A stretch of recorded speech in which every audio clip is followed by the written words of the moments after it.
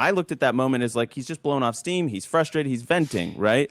Josh Hammer also wants you to know that Charlie Kirk was in fact simply blowing off steam, and he doubles down within the second paragraph. 2 hours after Charlie blew off steam in that chat, I joined him on a Zoom call with him and a few others.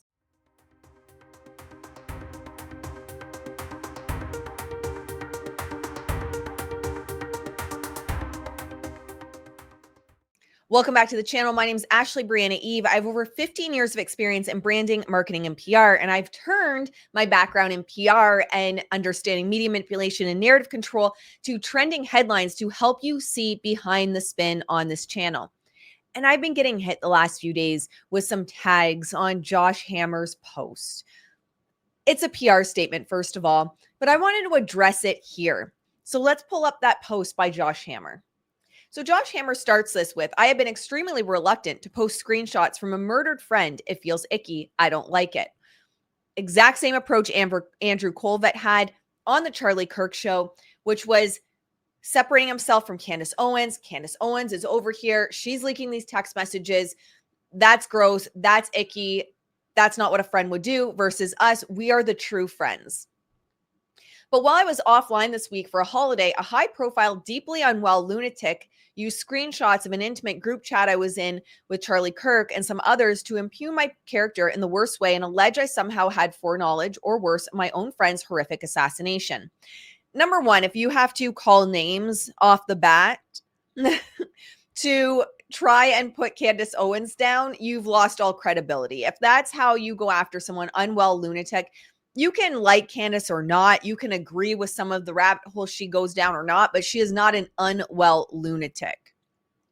As well, maybe Josh Hammer should check in with his friend Andrew Kolvet, who took these intimate group chat screenshots and sent them out to a bunch of people, so many people that he doesn't know what happened from there, his own words. So they might want to take that up within themselves. He continues, and those screenshots from about 3:30 to 4 p.m. EDT, the day before he was killed, Charlie was blowing off steam in a private group chat setting. Donors have every right to withhold donations, and organization CEO chairman have every right to then be upset when donors withhold those donations.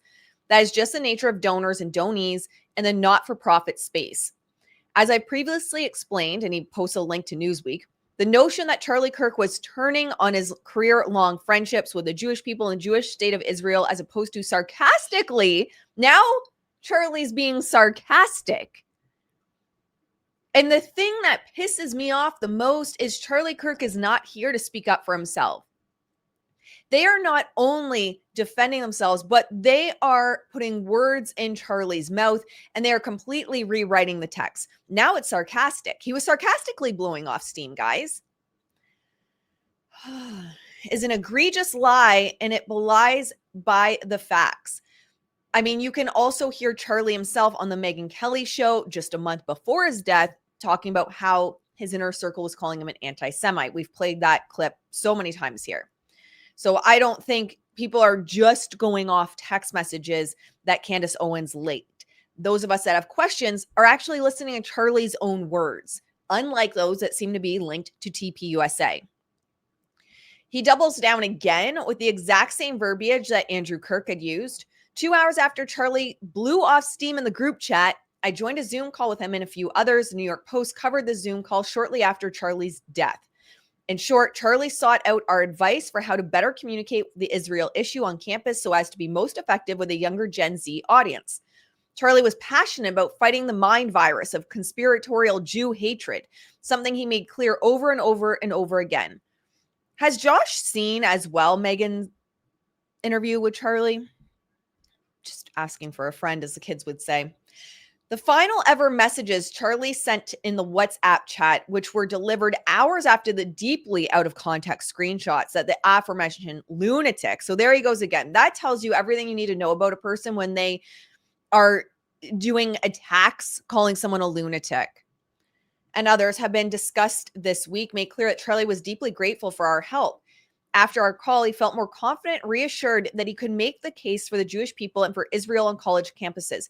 There is nowhere and no proof that Charlie was confident and felt reassured that he could make the case for the Jewish people and for Israel on college campuses. This, again, is continuously coming from PR statements from those that benefit. Turning Point USA, Andrew Kolvet, Josh Hammer, from the narrative that they are spewing, from the narrative that they are giving. He continues, these are literally Charlie's final messages in that WhatsApp chat. Emotions can run high at times, but Charlie Kirk remained a true friend of the Jewish people and the Jewish state to the very end. Now, brace yourself, because these text messages tell us absolutely nothing. I do not understand how these text messages are supposed to prove anything other than what I probably would have described Charlie as previously, as someone that was very polite, courteous, considered others. And also, it reiterates something for me that I have said over and over again in my coverage of Charlie Kirk and his assassination, is he was very careful with his words. Whenever he was questioning something, and we've played all these interviews, we've beat that dead horse too many times to replay them. He would say, look, I'm not saying this is my view, but I think this is what you're saying. And you could see the body language, even how he would smile. He'd have this cheeky smile that he did absolutely agree with them. You'd have interviews with Megyn Kelly where he was talking about how those closest to him were calling an anti-Semite. He said himself that you cannot question Israel. He said to Megyn, it is worse than that. You cannot question Israel.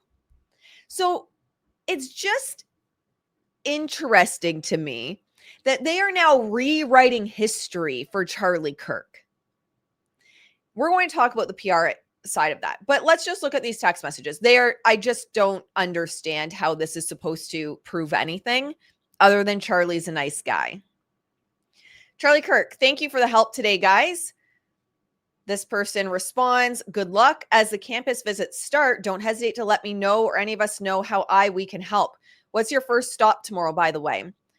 A name's blurred out. Honored to be of assistance, Charlie Kirk, Utah Valley U. Someone thumbs ups it.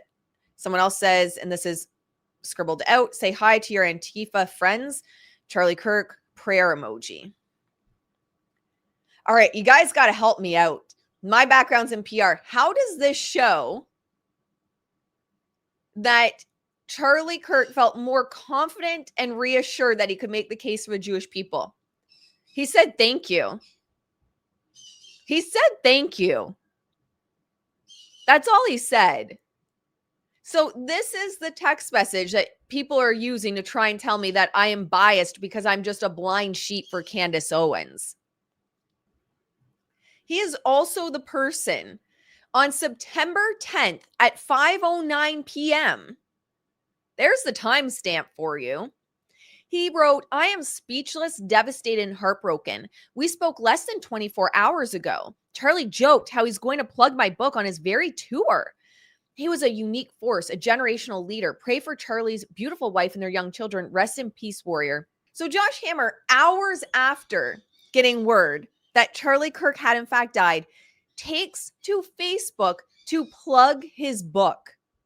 And that's not the last time he does. He goes on interviews and continues to plug his book.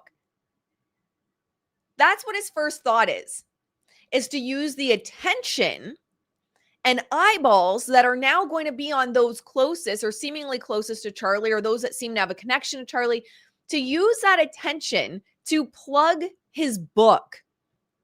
This is who y'all want me to believe? No, I'm sorry. I do not believe someone that uses that opportunity to plug their book. And I would imagine if this had been true, that Charlie had joked just less than 24 hours before that he was going to plug his book. So you guys were that close, but the text message you leak is him saying thank you. I don't believe a damn word y'all are saying at Turning Point USA and those adjacent to it. Now, I'm not saying you had anything to do with Charlie's assassination. What I am saying is what it looks like for those that understand PR, narrative control, media manipulation, any of it, is that y'all are leveraging his death. And it has nothing to do about remembering Charlie and everything to do about monetizing a fan base and a support circle and community that was not even given a chance to mourn before y'all started selling them shit. Before y'all had t-shirts to sell them and GoFundMe up and selling your book on Facebook. When were Charlie Kirk's fans and supporters and community given any time to just grieve? Andrew Kolvet, in fact, was on the Charlie Kirk Show. Again, the irony, I can't get over it. To say, those closest to Charlie haven't even had a chance to grieve. And then 2 days later launches the Turning Point halftime show. Have you guys thought about maybe giving his community time to grieve before posting shit like this? Before taking over his desk and continuing his podcast under his name? And I've had people say, like, they can just start a new one and people will follow them over. Maybe in the short term, but I'm sorry, but there's no one that was following Charlie Kirk to hear what Andrew Kolvet has to say. So let's look at the PR of this, because remember, Andrew Kolvet is a crisis communication strategist. That's his job. So I have no doubt that his fingerprints are all over this.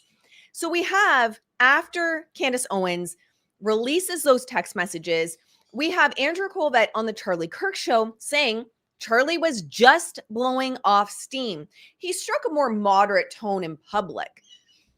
Fine. Frustration happens. I get it. We all have moments where maybe we say things we don't like. I could believe that if every interview I can find with Charlie leading up to his assassination wasn't him having questions. Even the interview with him with Ben Shapiro, I've shown this previously and people weren't picking up what I was alluding to or what I was saying, is he's challenging some of Ben Shapiro's, in my personal opinion, belief on things.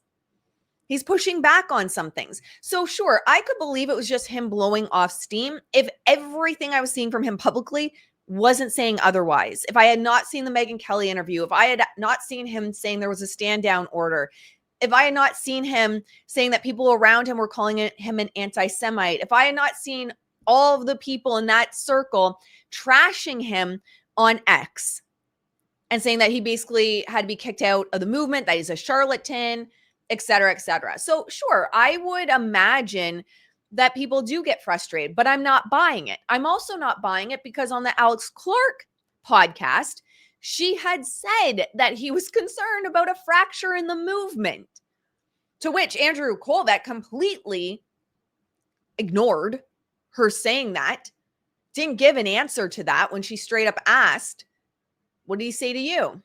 He didn't answer. We've played that as well. Make sure to check out my Charlie Kirk coverage.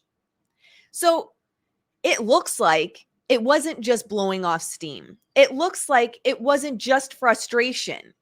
This was something that was brewing for a long time and was a very real reality for Charlie and those closest to him. He was starting to question things, and not just starting to. 48 hours before his death, he said, I have no choice but to leave the pro-Israel cause. So I don't believe it. I do believe people get frustrated and blow off steam with their friends. I don't believe that's what was happening here. And I don't even believe they believe their own words, to be quite honest. So another question I have, Andrew Kolvet, is if it was just your friend blowing off steam, why did you send those text messages to the FBI? If it was just a friend blowing off steam, it's insignificant, right? Those text messages mean nothing. It was just a friend that was frustrated in the moment. It was just a friend being a friend. So why did you send it to the FBI? And who else did you send those screenshots to? Because we know it wasn't the FBI that sent those screenshots to Candace Owens. He even said in his own words, I don't know. I sent them to some people. I don't even know where they went from there, obviously. Yeah, it's very obvious that you don't know what happened with those. So then we have, enter Josh Hammer. He posts that thread with the exact same line. Charlie was just blowing off steam in a group chat, guys. Then he drops these final text messages, which have got to be a joke. They've got to be a joke. In my last video, I called that they would leak text messages to try and prove Candace Owens wrong. But y'all, if this is the best you could do, because those text messages don't prove anything. He said, thank you. I see that as someone that's being very polite, and probably, especially if there were legitimate concerns, as has come out, that he was afraid. He said they were going to kill him. He's probably playing nice, to be honest. So we see that the exact same thing that comes out, but really those texts are just polite thank yous after a Zoom call. Doesn't prove Charlie Kirk was all in on Israel. It doesn't prove that he now knew what to say. It doesn't prove that he was just sarcastically blowing off steam. And you've got to be missing some critical thinking skills if anyone buys that it does. Now, in PR, this is okay, one of my favorite words to use for PR tactics, but this is narrative laundering. It's straight out of a PR playbook. Step one, you craft the story. Now, the problem is you have a story out there that doesn't fit your narrative, right? Those text messages do not fit the narrative. And I don't believe they're actually trying to protect Charlie Kirk's legacy to protect Charlie Kirk. I think they're trying to protect Charlie Kirk's legacy to protect the direction they want Turning Point to go in and their donors. That's just my belief from the outside. But step one, you craft a story. Those texts were just blowing off steam. Who doesn't blow off steam? He was frustrated. Step two, you seed that story through independence. So Kolvet, as an insider, best friend in his rebrand, and Josh Hammer as a friend and confidant. I was just on a Zoom call 24 hours with him before he was assassinated, guys. That's how close I was to him. I'm so close to him that he was going to plug my book. Sounds like you're more concerned over your book than you are about this good friend you had. Step three, you amplify it.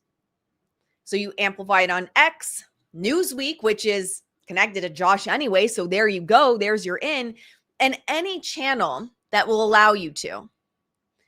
Echo chamber engaged. Step four, you obscure the coordination. You deny, deflect, and call critics lunatics. And I've talked about this in the past, how part of the PR play is to make critics look like lunatics. I haven't used those words. We'll use them now because that's what Josh is using, that Candace is a lunatic. But you try to discredit. Part of narrative control. If you can't shut up your opposition, and if you can't stop them, because really there's no way to stop Candace right now, you make them look crazy. You discredit them. That's the most important next move. And I've talked about in the past, you're going to see Tucker Carlson get hit with that, Megyn Kelly, Candace Owens.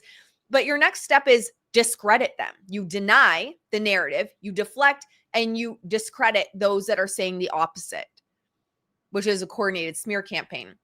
So Josh Hammer attacks Candace Owens for impugning my character, accuses her of saying that apparently he had foreknowledge or that he was involved in some way, and criticizes her for releasing text messages from Charlie Kirk because a good friend wouldn't do that, while also releasing text messages from Charlie Kirk to rehab his image. The hypocrisy knows no bounds with these people, and that's something I've said in the past. And the Zoom call, we don't know what was said on the Zoom call. And it really doesn't matter to those that have a certain narrative. It's not about truth, it's about control. They've got to contain the narrative. Charlie Kirk's frustration threatens the machine. A shift in Charlie Kirk's views on things, especially if he's saying I have no choice but to leave the pro-Israel cause, threatens it all. And that's why it's being buried now. That's why they are working overtime. Devil works hard. The PR machine for all of this works harder. I'm not going to say who, but the PR machine for all of this works harder because it's all about control. Admitting that he was cracking, admitting that there was a rift, a divide in the movement, which Alex Clark asked Andrew Kolvet and he completely ignored. Actually, let's watch that again. One of our last conversations, he brought that up. He said, Alex, I'm really worried. Like, this is really serious, isn't it? The infighting and the splitting of the movement. This is really a problem.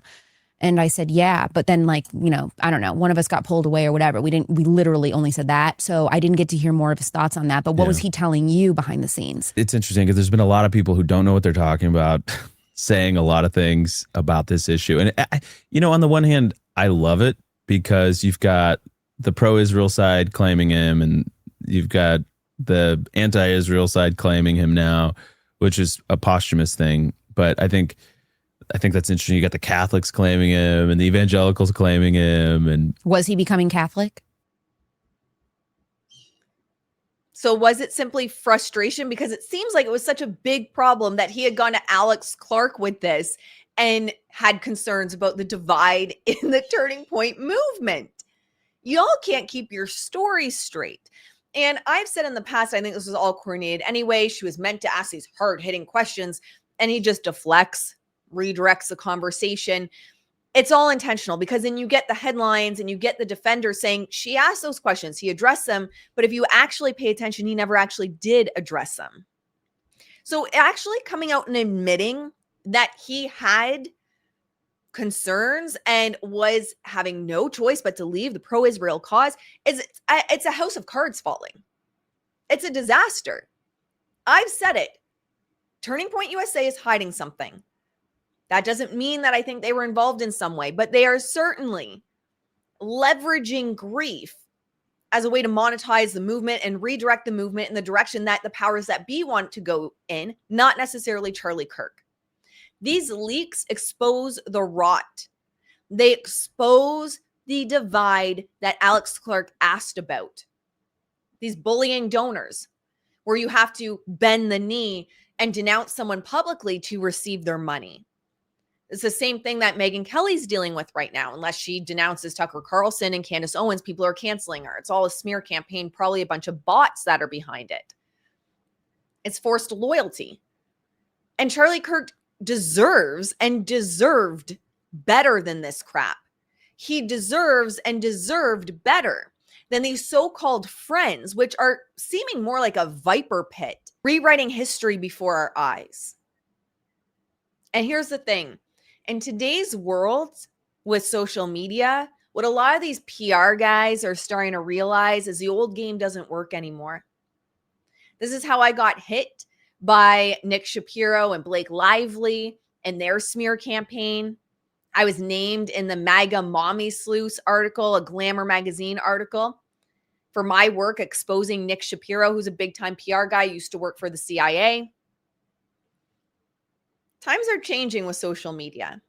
Now, the problem is governments and the powers that be are doubling down and using social media as the war zone to take back control of the narrative.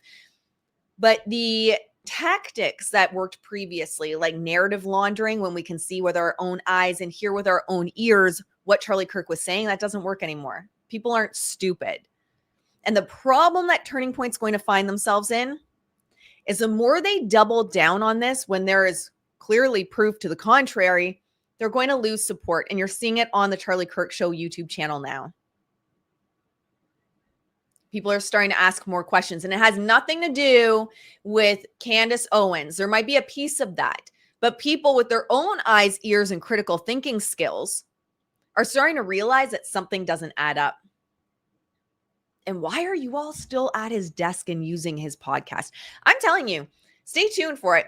I'm damn near expecting one day for you to wake up and it's called the Andrew Kolvet Show. I'm betting that day will come. Otherwise, they would have just started their own channel. But they know that even a temporary bump that they would have got would have fallen off. Because here's the thing. Charlie's gone, which is a huge loss. Yet his words aren't. The videos aren't. Unless Turning Point USA and the powers that be, not going to name anyone, I think we can all imagine, start going around and taking down all of those videos, every reel that reposted it, every person that's been talking about it. If you go around and take all of their content down, people are always going to be able to find his own words in the year leading up to his death. Blowing off steam. It's a coordinated PR tactic. I'm telling you, all these people, especially those on the group chat, we're likely on a Zoom call. They like their Zoom calls. We're likely on a Zoom call to coordinate the narrative and stay tight on that narrative so that they can contain it.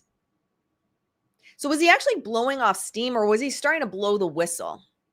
Was he blowing off steam or you were afraid he might blow the whistle and go off script. You decide. And if this fires you up, if you're tired of the media manipulation, the narrative control, and people trying to manipulate you right in front of your eyes to feed you a script that you know isn't right, make sure to hit like, subscribe, get notifications, and hang out. Because this channel deep dives on PR with no agenda, with no ties to anyone but the truth. I'm Team Truth always. I'm also creating a Substack. I'll drop it as a pinned comment on this video. And I'm going to be creating content that I will be hosting on Kajabi, which is a course platform that I have for my consulting and coaching business. The purpose of that is to create content that I can't put on YouTube because my channel has already been under attack. And so for the paid tier of Substack, you're going to have access to stuff that I don't feel comfortable putting anywhere other than behind a paywall and off social media platforms.